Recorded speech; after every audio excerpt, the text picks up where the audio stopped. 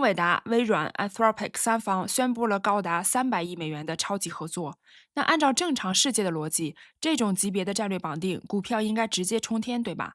但是今天的市场告诉你，逻辑这种东西，只要遇到资金风险偏好下降，随时可以不讲。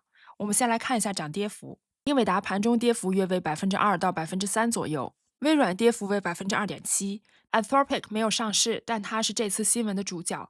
好，现在还是那个问题，明明是利好，为什么市场给了负反馈？那么我们就仔细来看一下这一条新闻，它的核心内容有3条。第一，Anthropic 承诺向微软 Azure 购买高达300亿美元的 AI 计算能力，这是史上最大的单一算力采购承诺之一，等于是从现在到未来几年，Anthropic 的模型训练、推理运营全都在 Azure 上。第二，英伟达向 Anthropic 投资最多约100亿美元，这个意味着英伟达拿的是战略股权加未来算力绑定。你可以理解为我投你，我也顺便锁住你未来的 GPU 需求。第三点就是 Microsoft 自己也要向 Anthropic 投最多50亿美元，让整个局面变成 Azure 是基地，英伟达是芯片，Anthropic 是客户加模型方。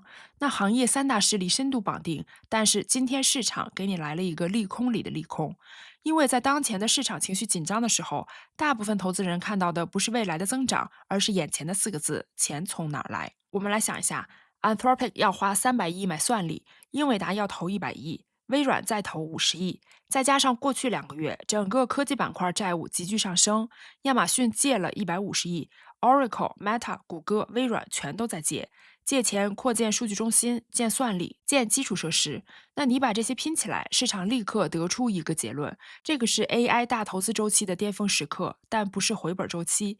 在这种环境下，投资人不是看合作内容，而是看3个风险。风险一是前期投入太大，盈利兑现周期拉长。